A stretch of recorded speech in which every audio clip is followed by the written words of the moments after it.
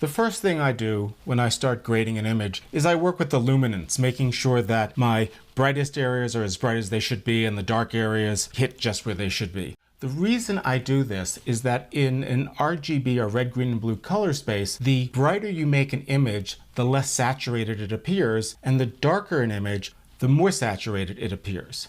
So I want to make sure that my luminance is perfect before I start tweaking the color. So the first step is to make sure that the image isn't overexposed or underexposed. So let's say you're presented with an image that's either under or overexposed. It's very easy to fix in the Lumetri color effect. I'm going to select the clip. I'm going to look at my waveform, and you'll notice that there's not a lot of information above about 75%. And if I look at the image, I'm losing a lot of the information in the shadows. And I can make adjustments to the luminance with the exposure slider. I'm going to go ahead and just slide this over to the right just until it hits 100. Now, that is broadcast safe, but if I look at the image, her skin tone's too washed out. As a matter of fact, usually skin tone should be at about 70 IRE. So I'm going to pull this back and I'm going to have it top out somewhere in the 70 area, and you'll notice this is where her face is, and this looks pretty good. I may dial it down just a little bit, but I've taken a dark image and I've made it look better. Now, the best thing to do when you're color grading is to switch back and forth between the original image and the corrected image to see how far you've come.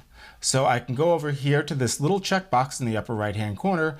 With a simple click, I can look at my original image and look at my fixed image. And this is really nice because her face is less in shadow. Now I may want to tweak this more with some fine tuning, and we'll look at that in a later lesson.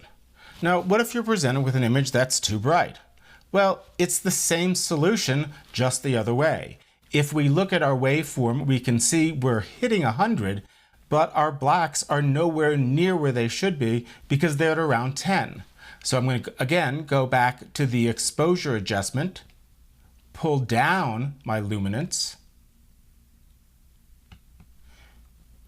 just about there until her face is at about 70 IRE.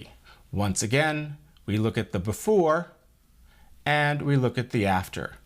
Obviously, the before was a shot that we couldn't really use, but the after is quite acceptable.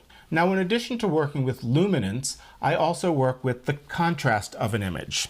If we go to the next image in our timeline, we see this low contrast shot of this vehicle going across the desert. And it's really easy to see that it's low contrast by looking at the waveform. You'll notice that the darkest area is running around 20 and the brightest is almost hitting 65. I want this to be as wide as possible. To fix this, I would use the adjustment slider for contrast and add more contrast to my image. As you can see, when I widen the contrast, the image starts to pop, and on the waveform, instead of being as narrow as it was, it actually now dips down to almost 0 and goes up to about 70. Now here's a little trick with the Lumetri color correction effect. Your slider may go to 100, but if you actually click on the numerical value, you can move it to the right all the way up to 150. So you can even extend it a little bit more. Now, as I said in an earlier lesson, Adobe limits the amount of correction you can do within the Lumetri color effect. If you needed to expand this contrast even more, there are additional controls in the other sections, as well as the option to use any of the color effects from the effects panel. The last shot we're going to look at is an over contrasty shot. And if you look at the waveform, you see there's a lot of information at the very top and a lot of information at the bottom. And there's information here, but it's pretty stretched out. So again, we're going to use the contrast slider. We'll bring that all the way down to the left. And what this is doing is putting more information in the center. And if I wanted to reduce the contrast even more, I can do the same thing I did with fixing a low contrast shot. I can click on the numerical value and tighten it up. Again, the best way to see the success of your correction is to turn it off and then back on again.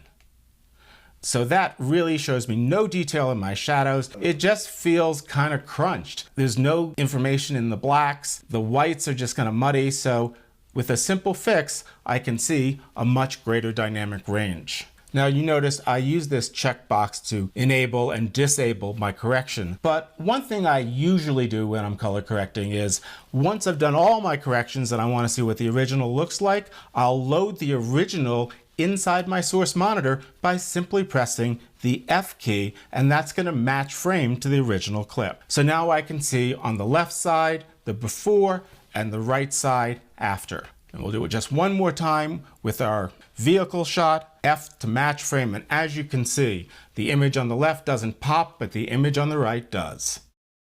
Color correction doesn't have to be moving lots of sliders around and working hours on an image. Sometimes it's as simple as correcting the luminance and the contrast, and you're ready to move on.